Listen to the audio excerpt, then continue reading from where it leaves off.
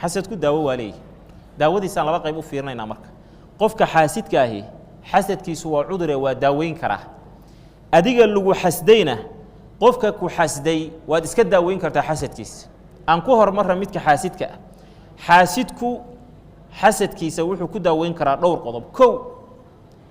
cilmi horta wuu ku daaweyn karaa cilmi iyo aqoon inuu yeesho muxuu aqoon u yeelan wuxuu aqoon u yeelan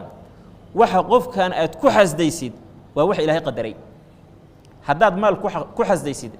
asagoo uurka hooyada ku jira ilaahay u qadaray adiga xasadkan aad xasaday markoo ku haya adiga adi unbaa ku dhib qabee adiga xasadkaaga noloshiisa waxba ka bedeli maayo ogow marka waa qadar ilaahay waxaad la dagaalamayso ka hor imaanaysa cilmigaa horta yeelo waa midda labaad ee waxaa lagaa rabaa camalfal cilmigaad yeelatay inaad ku camalfashid waxaa kaloo lagaa rabaa inaad ogaatid xaasidkan aad tahay adduunye iyo aakharaba adaa ku dhib qaba haddii adduun noqotana adaa ku dhiban hadday aakhara noqotana adaa ku dhiban qofka aad xasdaysana adduunya aakharaba xasadka aad xasdaysa isaga ka faa'iiday sabab adduunye adaa u dhiban xasadkii aad dadka xasaday adaa ku dhibanoo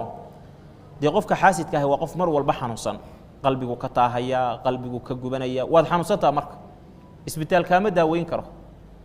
isbitaalati 10 dhakhtar u tag si kasta samee hal lagu daaweeyo falanbaha lagu ribo ay wax kasta lagu xiro waxay ka daaweyn karaan ma waadna xanuunsanta waad fakaraysaa waa taahaysaa waa gubanaysaa kul iyo dhib baa ku haysta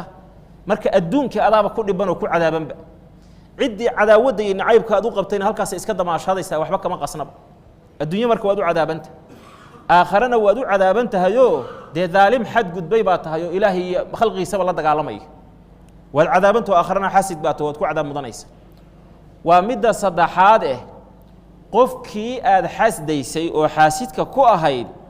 waa madluum laga gardaran yahayo hadduu ilaahay kugu dacweeyo xataa dacwadiisa la aqbalayo waa midda afraad qofkan aad xasdaysid dee xasadku xasanaadkaagii buu cunahayaayo qofkan aad xasdaysid oo daba taagan tahay hadduu xasadkii keenaba inaad la dagaalantid oo afka xasadka ka soo baxo ficil ahaan ku dartid xasanaadkaagii buu kaa qaadanayaaba adigiioo xanuunsanaaba xasanaadkaaga kaa diirtayba khalaas wax kuu soo kordhay male waa midda saddexaade shanaade waxaa ruux ilaahay la dagaalamay wuxuu ilaahay bixiyey oo raxmad ilaahay ahum yaqsimuuna raxmata rabbika naxnu qasabnaa baynahum naxariistii ilaahay bixiyaad la dagaalamaysa waxaad leedahay ilaahay maya ma ku saxnid inaad hebel waxaa siisid ma ku saxnid hebel inuu idheeraado ilaahay baad la dagaalamaysaayoo u soo banbaxday sida awgeed bay culimmadu waxay yidhahdaan qaar ka mid ah adduunka arlada dusheeda dembigii ugu horreeyey oo ka dhaca xasad bu ah labadii ilmo nebi aadan oo isdishay soo garan maysa ninkii wax dilay muxuu wax ku dila xasadnimaa sabab ah dhulka dushiisa macaasidii ka dhacdo ugu horreysay marka xasad bay ah cirka dhexdiisana wixii ugu horreeyo dembi oo ka dhaca xasad bu ahay ibliis markii la yidhi sujuud malaa'igtu la joogo kor bay joogeen sujuud baa la yidhi wuu diiday wixii ugu horreeyay arlada ka dhaco macaasiyana xasad bu ah marka waa cudur aad u weyn weeye ummadihii horuna ku badnaa sidaa awgeed baa nebigu yidhi dabba ilaykum daa'u lumami qablakum ummadihii idinka horreeyaa xanuunadoodii baa idiin soo siibtay buu nebigu sal alla alay wasalam oo waa maxay alxasadu walbaqyu waa xasadka iyo xadgudubka marka ciqaab aakharo waxaa intaa u heliyay qofka xaasidka ah wuxuu shabahaa ibliis ibliis maxaa jannada ka soo saaray soo xasadnimo maahay waa midda labaadoo uu ka shabahayay ibliise mu'minka waxaa lagu yaqaanaa walaalkiisa mu'minkaa inuu khayrka la jeclaado soo saa maahay laakiin markaa jeclaatay mu'minkii walaalkaa yahaa khayrka ilaahay inuu dhaafiyo oo uu cayroobo oo carruurta ka dhintaan oo xiluhu ka umul raacaan oo aad dhib la jeclaatid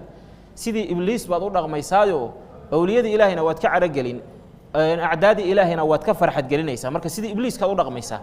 intaasoo qodobba waxay ku tusinayaan ninka xaasidkaa iyo gabadha xaasidadaahi inay yihiin dad aad u xunxun inay isdaba qabtaan ay muhim ku tahay mucaawiya waxaa laga sheegaa inuu yidhi qof walba oo aadama ah